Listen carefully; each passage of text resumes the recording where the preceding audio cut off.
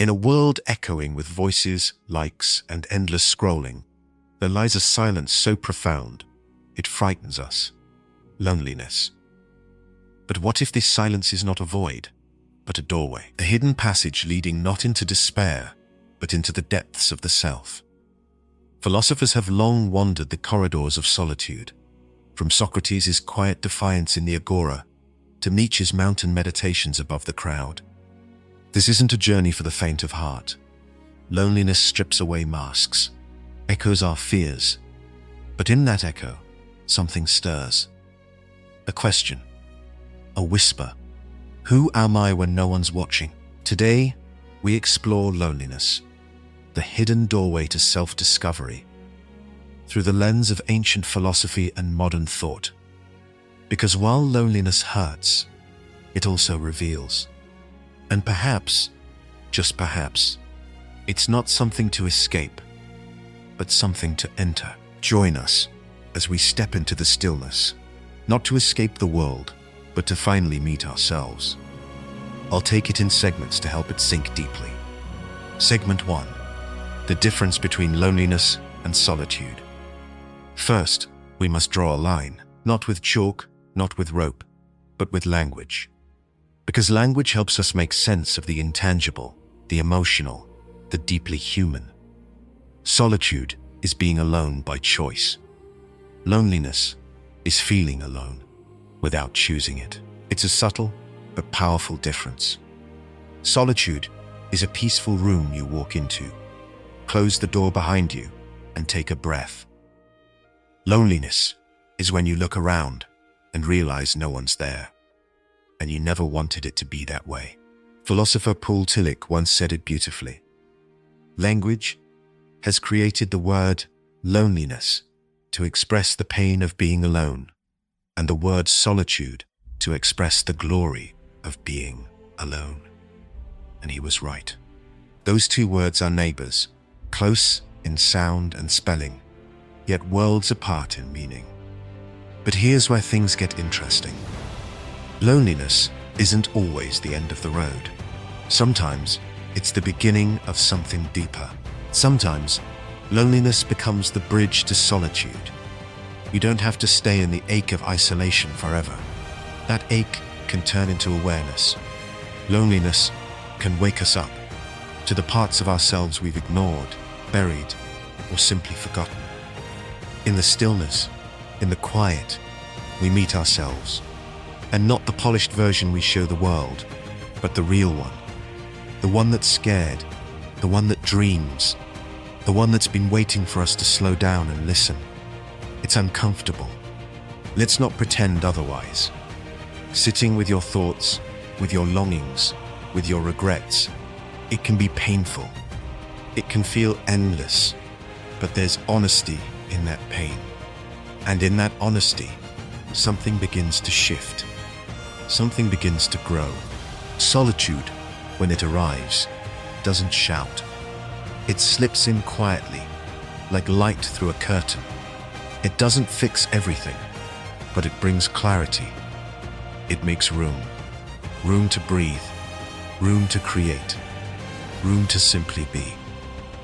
So yes, loneliness hurts, but it also holds a quiet invitation to stop running, to turn inward, and maybe, just maybe, to find peace on the other side.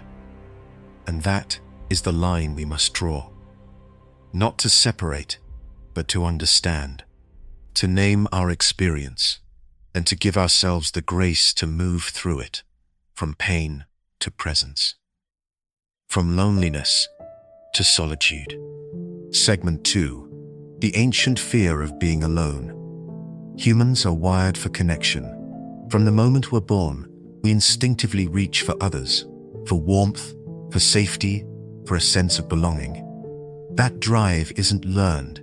It's embedded deep within us. It's why infants cry when left alone and calm when held. It's why we form friendships, communities, and families. As Aristotle famously put it, man is by nature a social animal. And yet, here we are, living in the most connected time in human history, with access to anyone, anywhere, at the tap of a screen. Still, somehow, loneliness is more widespread than ever. It's a strange paradox. In a world teeming with digital noise, people are starving for real, meaningful connection. So what's going on? The answer isn't as simple as blaming technology, though that plays a part. It comes down to what real connection requires, and what our modern lives often lack. To connect deeply with another person, we have to show up fully. That means being vulnerable. It means making time. It means putting away distractions and being truly present. These things aren't always easy. Vulnerability feels risky, time feels scarce, and presence? That can feel almost impossible when our attention is constantly being pulled in 100 directions. Instead of presence, we scroll. Instead of vulnerability, we curate. We send a text when a call is needed. We skim the surface when what our souls crave is depth. We chase quick hits of dopamine from likes and notifications, all while longing for the steady, grounding feeling of being seen. And so, loneliness creeps in, not because we're physically isolated, but because we're emotionally distanced. We're surrounded by people and yet somehow feel alone. The truth is, connection can't be mass-produced. It's slow, it's intimate, and it asks something from us, something real. But there's another layer to this too. Philosophy, especially the ancient kind, reminds us that solitude isn't always a curse. In fact, it can be a teacher. When we sit with our aloneness, when we stop running from it or filling it with noise, we start to see what it reveals. Often, it shows us what we've been avoiding: pain, restlessness, a longing we haven't named. And sometimes, it shows us our own strength, that we can hold ourselves, even in the quiet. So maybe the real challenge isn't just to connect more, but to connect better, to pause, to listen, to look someone in the eyes without checking a phone, to let someone see us, imperfections and all. And perhaps, just as importantly, to see ourselves. Because at the heart of all this, beneath the loneliness, beneath the distraction, is a simple truth. We were never meant to do life alone, but we also weren't meant to fear being alone. There's wisdom in the silence, and connection waiting just on the other side of presence. Segment 3. Existential loneliness, the space between selves. The existentialists, thinkers like Jean-Paul Sartre, Albert Camus, and Martin Heidegger, held a deep conviction that loneliness isn't just something that happens to us. It's not a fluke of circumstance. For them, loneliness was woven into the very fabric of what it means to be human. Sartre, never one to sugarcoat things, once wrote, "If you're lonely when you're alone, you're in bad company." That hits hard, but there's more in that sentence than cynicism. Sartre wasn't just throwing shade at your solo Friday night. He was pointing to something deeper, something unsettling but true, that there is a kind of loneliness that goes beyond social isolation. It's not about being away from people. It's about being aware, deeply, sometimes painfully aware, that no one else can live your life for you. This is existential loneliness. It's not just missing someone's presence. It's not even about feeling unloved or unnoticed. It's the profound realization that your experiences, your thoughts, your inner world, those are yours alone. No matter how close you are to someone, no matter how much you share or how well they listen, there will always be a gap between your experience and theirs. Your grief, your joy, your questions, these are ultimately lived by you and only you. And yet, this is where the existentialists pivot. Because even though that kind of loneliness can feel like a void, they believed it also holds a strange kind of promise. In that quiet, in that space where no one else can reach, you begin to discover yourself. Not the version of you that reacts to the world, or fits neatly into expectations, but the core, the essence that chooses meaning, chooses values, chooses how to live, even in the face of absurdity or silence.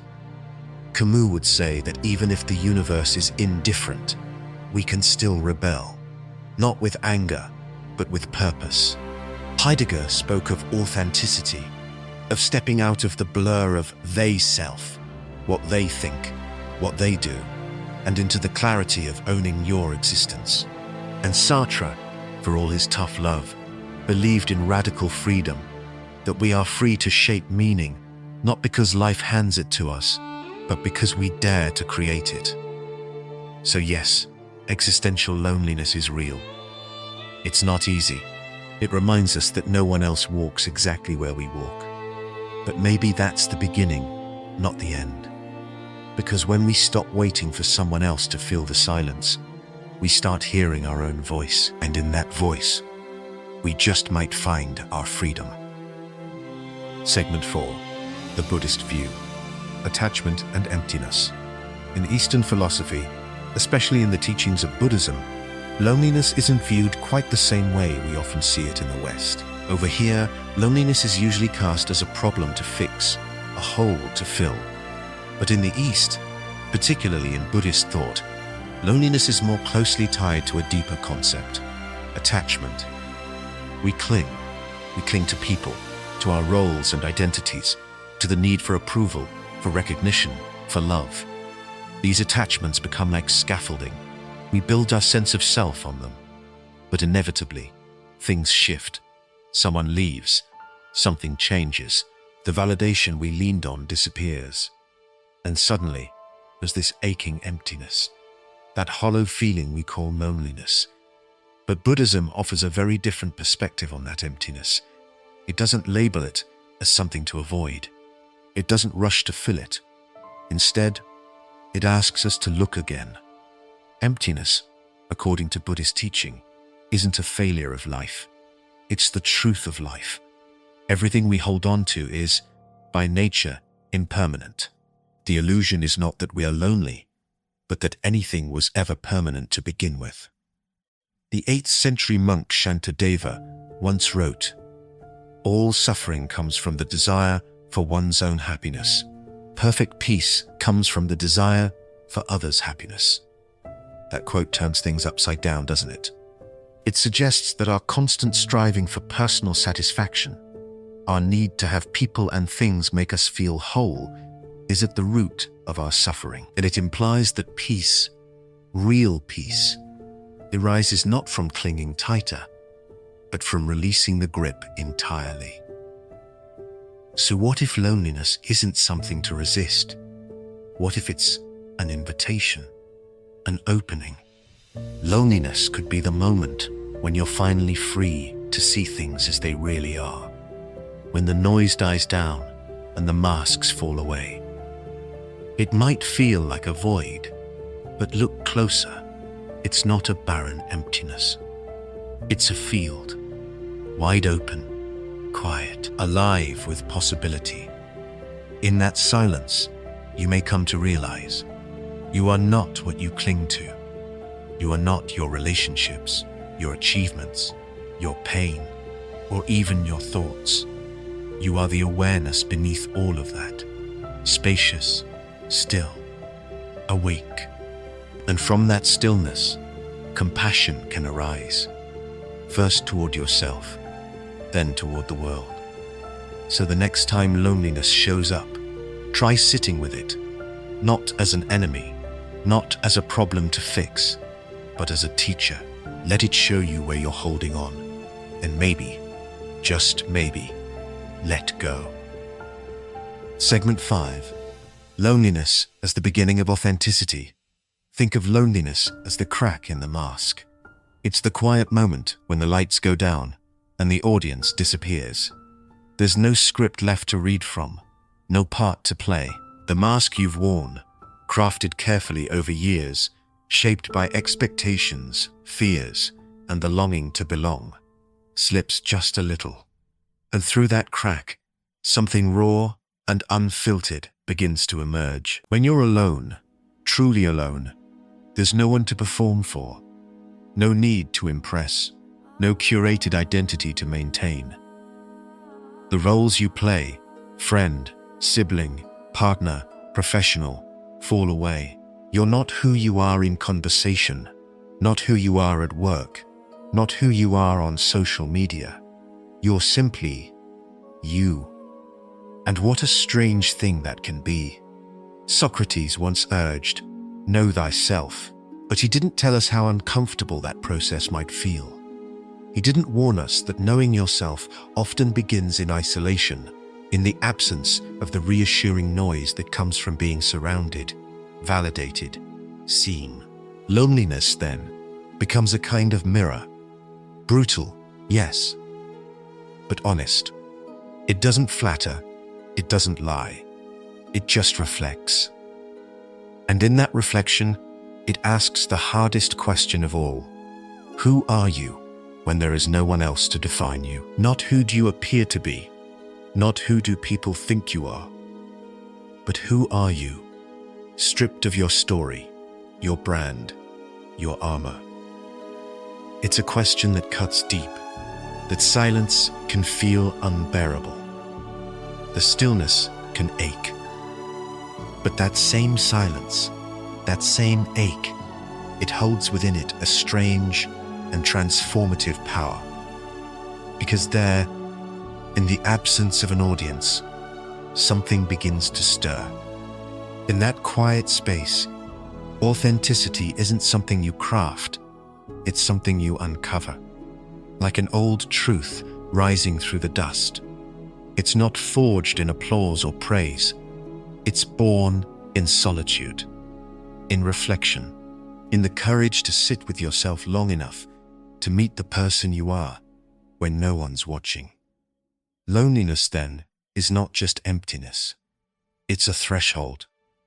Yes, it hurts, but it also reveals. And if you're willing to stay in that stillness, if you can breathe through the discomfort, you might just find that what's underneath the mask is not something to be ashamed of, but something to finally embrace. Not a performance, but a person. You. Segment 6. The creative power of isolation. History has always made room for those who stepped away from the noise. Not everyone who left did so to escape the world. Many withdrew to find something deeper within it. Some sought truth. Some sought God. Others simply sought themselves.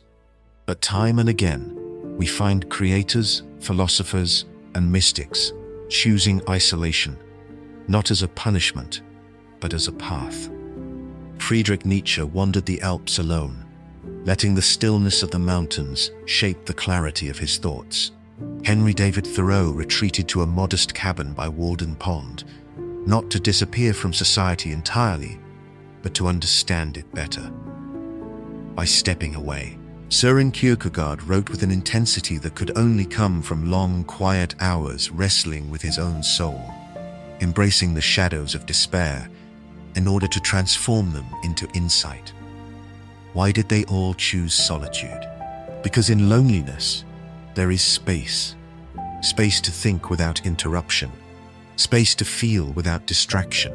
Space to write, to dream, to observe life without being swept away by it. In that space, something begins to stir. Ideas that were too fragile to survive in the noise, emotions that had been ignored, and a voice, your voice, unfiltered by the expectations of others. Rainer Maria Rilke, the poet of inwardness, once said, "What is necessary, after all, is only this, solitude, vast inner solitude, to walk inside yourself and meet no one for hours. That is what you must be able to attain." And there's something hauntingly beautiful about that, isn't there? To meet no one for hours, not out of exile, but by invitation. To walk inside yourself, not as a place of emptiness, but as a cathedral where thought echoes, where imagination hums softly in the background. Of course, Loneliness can ache, it can scare us, it can feel like a hollow room. But if we sit in it long enough, with patience and attention, it becomes something else. It becomes an incubator, a workshop, a forge. Many of the greatest works of art, philosophy, and spiritual insight were not created in crowds, but in silence, in waiting, in solitude, because that's where the raw materials of creativity can be shaped, without pressure, without performance. If we allow it, if we surrender to the quiet, loneliness doesn't just become bearable, it becomes fruitful. And maybe, just maybe, it becomes the birthplace of genius. Segment 7. Loneliness as a spiritual practice. In many spiritual traditions throughout history, isolation has not been seen as something to fear or avoid, but as a sacred ritual, a rite of passage, a threshold one crosses not to abandon the world, but to encounter something deeper, something truer.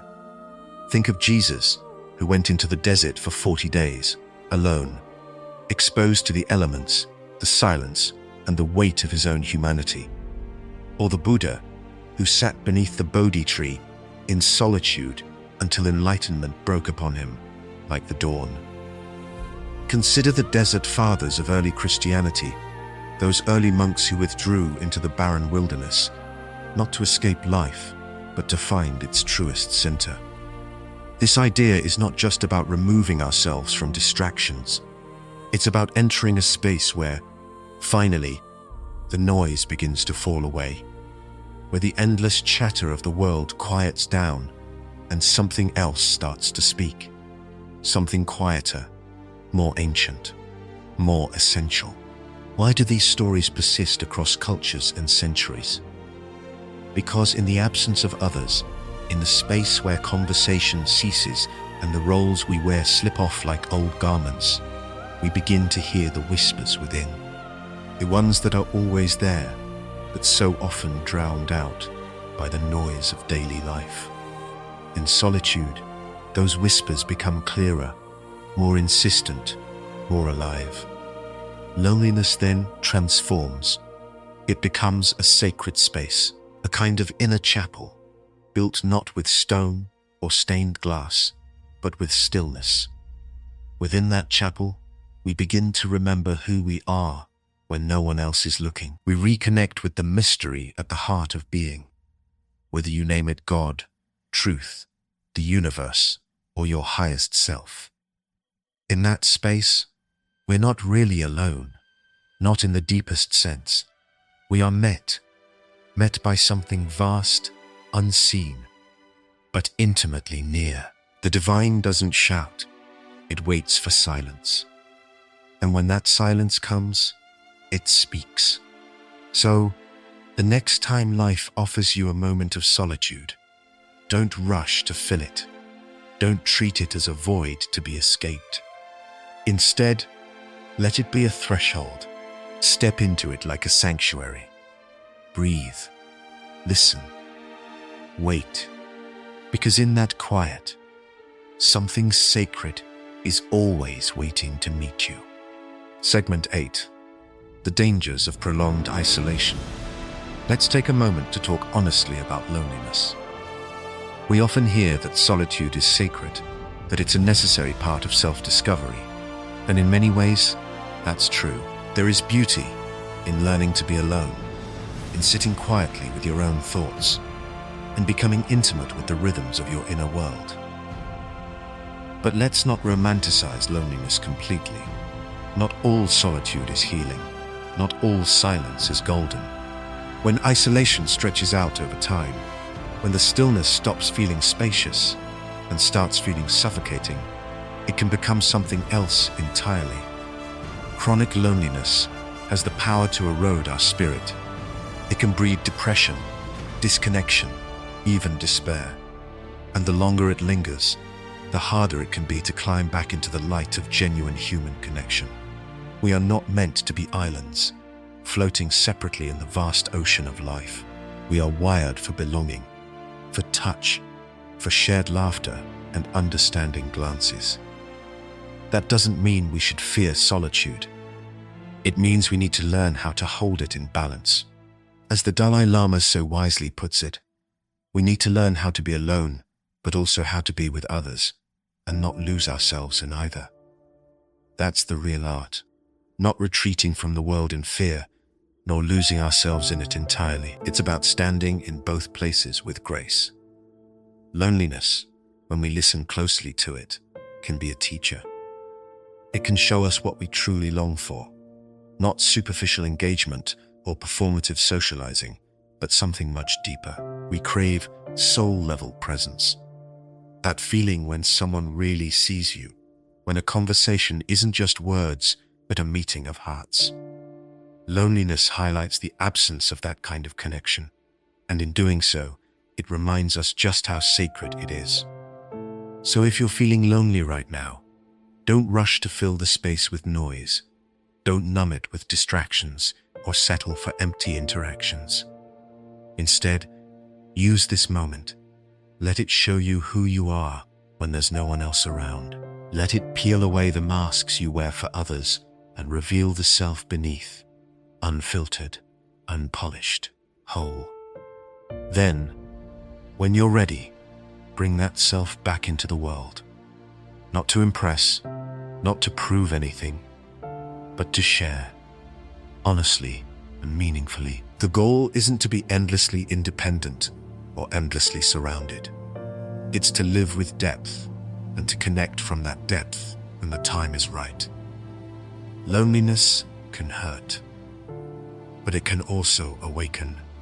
Let it guide you inward and then outward with truth. Segment 9. Making peace with the quiet. There's a kind of peace that only arrives when the noise ends.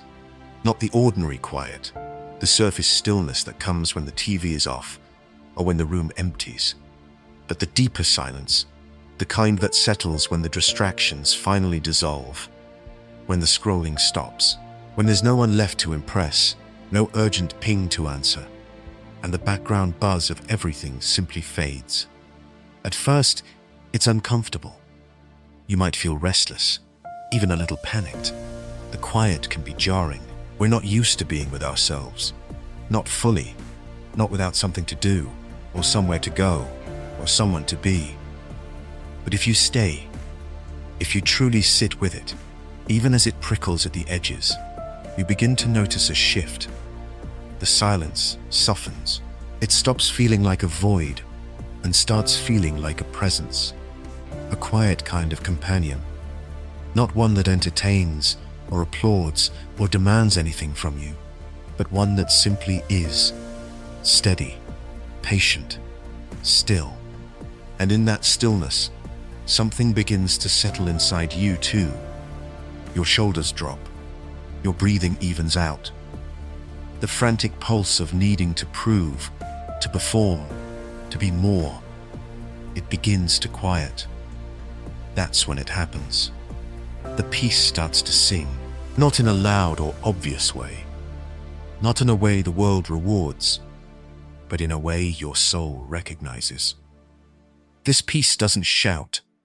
It doesn't entertain you. It doesn't refresh every 15 seconds with something new. Instead, it reminds you, gently, consistently, that you are already enough, that your value was never tied to your productivity, your popularity, or your performance. It reminds you that your own presence isn't a punishment or a problem to be fixed. It's a gift, one you've perhaps forgotten how to receive. In that kind of peace, even loneliness feels different. When you stop running from it, when you stop treating it like a flaw or a failure, it begins to reveal its purpose. It stops being a void and becomes a doorway, a passage towards self-compassion, towards something softer. Loneliness, when honored, becomes sacred. It invites you to turn inward, not in isolation, but in intimacy with yourself. It whispers truths that get drowned out in the noise, like this one. You are worthy of your own love. Not someday, not once you've achieved enough or improved enough. Now, just as you are. So let the noise go quiet. Let the distractions fall away. And if the silence feels heavy at first, just stay. Wait long enough, and you'll begin to hear it too. The softest voice of all, the one that's been waiting patiently to remind you who you've always been. Segment 10. Final word. Turning loneliness into light. Let me leave you with this. Loneliness may come. It may appear uninvited, quietly creeping in during the pauses between conversations, in the silence after a door closes, or in the stillness of a night that stretches a little too long. It may arrive not as a scream, but as a whisper. Not as chaos, but as absence. It may feel like a weight pressing on your chest, or like an echo in a place where connection used to live. But hear me now. Just because it visits doesn't mean it has to conquer you. You are not powerless in its presence. You are not smaller because of its shadow. You are allowed to use it, not as an enemy to be feared, but as a tool, as a compass, as a guide. You can shape it, mold it, listen to it, because loneliness, for all its sharpness, carries with it a strange kind of wisdom. It teaches, it reveals. If you're willing to sit with it, really sit with it, it begins to say things no one else can. It speaks of what you miss, yes, but also of what you value. It shows you what your soul longs for. It strips away the noise and distractions until what remains is something raw and real. Because behind the ache, there is truth, and behind that truth is you. Not just the version of you who gets through the day or makes small talk in crowded rooms. No, I mean the deeper you, the freer you, the truer you, the version of yourself that exists underneath the roles, underneath the performance, the one that knows what matters, the one that remembers what it means to be fully alive. So the next time loneliness knocks, and it will, don't rush to escape it. Don't drown it out with noise or hide from it in distraction. Don't treat it like a mistake that needs correcting. Instead, invite it in, make space for it, sit with it, listen, and then, when it's ready to leave, let it go, but don't let it go empty-handed. Walk away having gained something rare, something valuable, something only silence and stillness and solitude could have uncovered. Walk away with yourself, whole, honest, and seen.